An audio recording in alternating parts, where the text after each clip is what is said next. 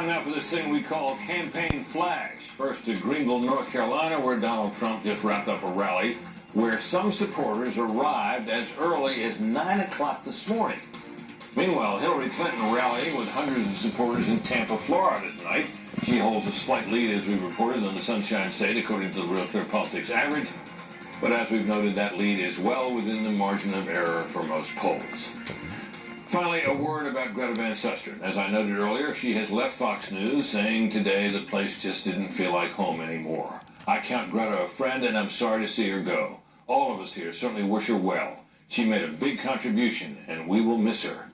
In the meantime, I'll try to carry on in the hopes her audience will stick with us. Don't worry, I'll only be here through the election. And thank you for being with us tonight. We'll see you again tomorrow night right here at 7 o'clock Eastern. Up next, the O'Reilly Factor. Good night.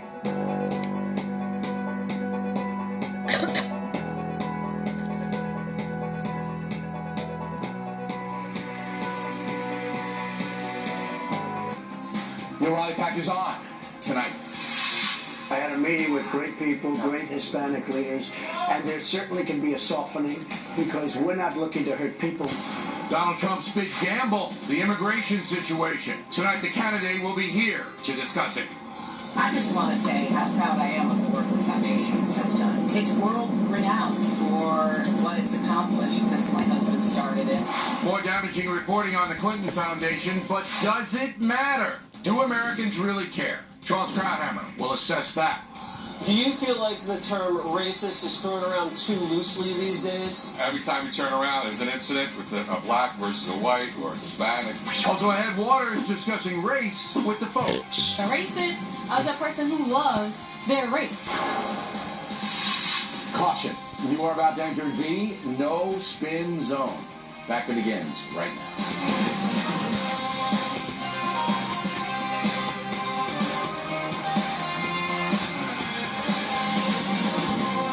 Hi, I'm Bill O'Reilly. Thanks for watching us tonight as we begin our 20th anniversary season. Wow. Donald Trump's big gamble. That is the subject of this evening's Talking Points memo. By going to Mexico last week, Mr. Trump signaled that he is willing to engage in diplomacy. But as soon as he got back to the USA, he repeated his policy of being tough on illegal aliens. There was some nuance, but not much. And that is Mr. Trump's big gamble.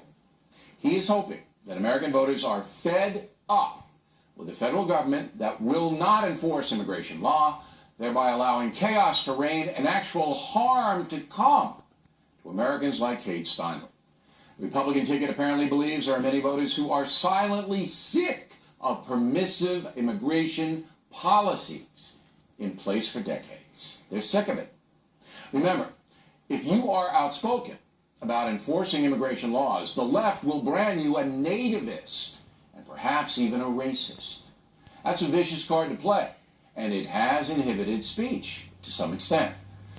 There's no question that illegal immigration is an explosive issue, one that allowed Donald Trump to win the Republican nomination. Again, it comes down to this. Are most American voters fed up with the anarchy? Tough question to answer because you can't count on the polls to indicate true feelings. As mentioned, many people shy away from openly supporting tough measures against illegal aliens, even though they may support them. For those voters, Trump offers a border wall, a crackdown on sanctuary cities, and zero tolerance for aliens who commit crimes on American soil. That's a powerful lure for disenchanted voters. That being said, there's no question that Donald Trump will not, will not deport millions of aliens who have been peaceful while residing in the USA. He seems to be moderating his position on that. More than a year ago, we discussed the issue. I think you're right about the wall. I think you're wrong about the mass deportations and going into families. I think they have to be held accountable, and I think they have to be registered, and they have to go through the process. But I can't possibly see how the courts, the federal courts, are going to allow federal agents to kick doors in and drag people out. Now, at the time, Donald Trump disagreed with me, so what's changed? Well, we'll talk with him about that in a moment. Although it's not directly linked, The race situation is also a problem for Mr. Trump. The truth is, African Americans will not vote for him in any great numbers, primarily because the Democratic Party retains credibility in the black precincts. Also, Donald Trump is identified as being a birther, someone who has questioned President Obama's American citizenship, and many black Americans did not like that. However, it's very possible that African Americans will not turn out in great numbers at the polls this coming November. Certainly, Secretary Clinton's not as popular as President Obama with black voters. Donald Trump's foray to Detroit was a wise move, even though the usual suspects slammed him. Your platform as the leader of the Republican Party does not speak to a civil rights agenda. You're talking about civil rights when you engage in civil wrongs. To the degree that your party doesn't speak to it, you have never spoken to it, and we don't know who Donald Trump really is. Now, it's almost amusing that Reverend Anthony excoriates the Republican Party's racial policies when the Democrats have allowed the city of Detroit, his city, to be destroyed right before his own eyes. Politics trumping reality, pardon the pun, once again. Talking Points well understands that Donald Trump will have to overwhelmingly win the white vote to have any chance of being president. And last week's immigration and race storylines might have helped him.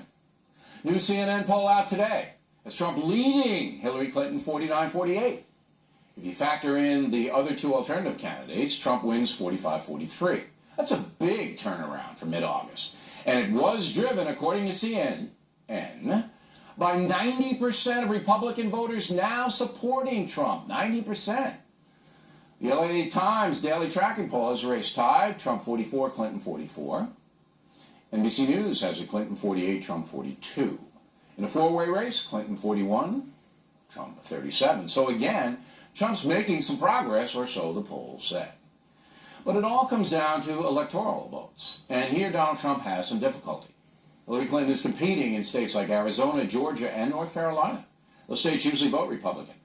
Donald Trump needs to win those three, Florida, Ohio, and either Pennsylvania or Michigan, to even be competitive in the Electoral College. That will not be easy. So summing up, Trump's tough stance on immigration looks to be a winner for him at this point. And the race deal is primarily symbolic. Blacks will vote for Mrs. Clinton. But with the debate coming up in less than 3 weeks, Trump still has a fighting chance. And that's the memo. Next on the rundown, we'll talk with Donald Trump. Later, I'll have some thoughts on the Colin Kaepernick national anthem controversy. Factors coming right now.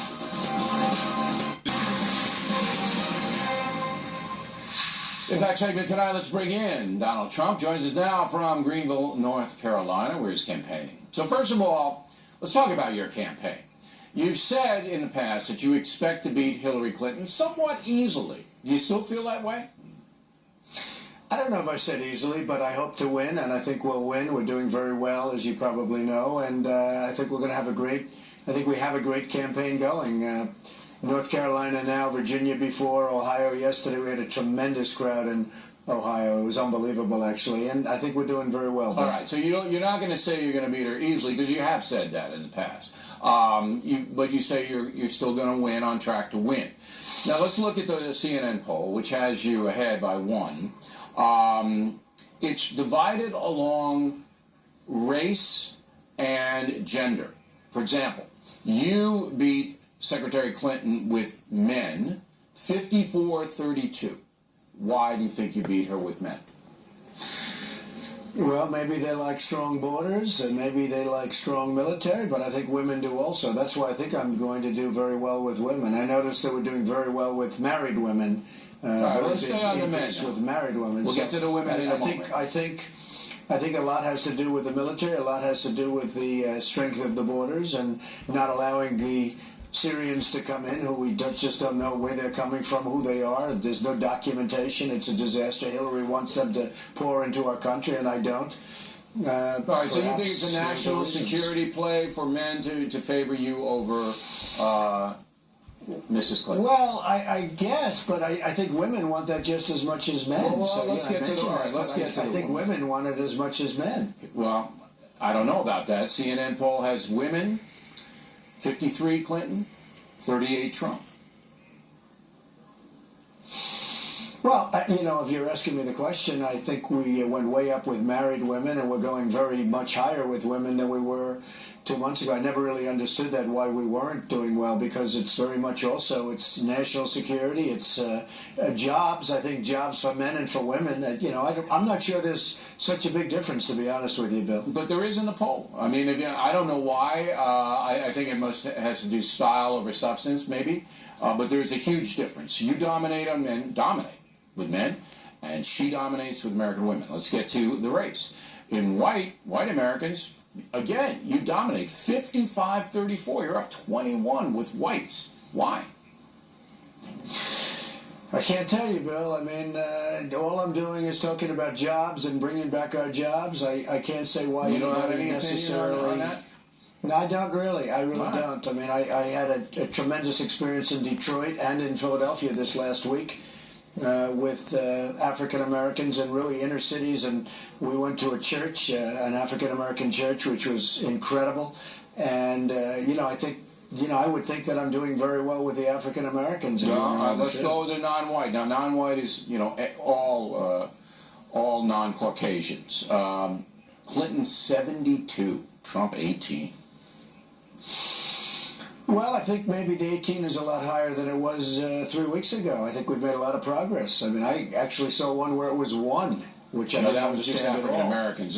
This is encompassing all non-whites in it. All right, but anyway, look, what I'm trying to get at, I think it's highly underrated, Bill. Okay. I think it's highly underrated. This is a polarized race. It's polarized along gender right now. This could change. I mean, I think the debates will change a lot of things, but it's polarized right now. It's gender, women like her, men like you, whites like you, non-whites like her. And, if you don't have a theory on why, you don't have a theory. I don't have a theory, but okay. I'm about jobs, I'm about defense,